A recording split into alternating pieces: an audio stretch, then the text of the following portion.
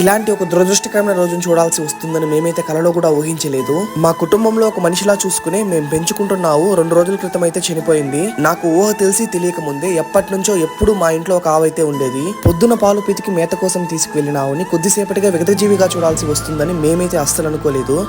లక్షణంగా గొప్పగా మంచి చదువులు రావాలా, ఆయన కొండ పెరిగినట్టు ఇల్లు పెరగాల, ఆయన పాదాలు పెరిగినట్టుగా పాలు పొంగాల, శనివారాలు ఒక్క పొద్దులోడు, శనివారాలు 3 నామాలాడు, గోయందా నారాయణ.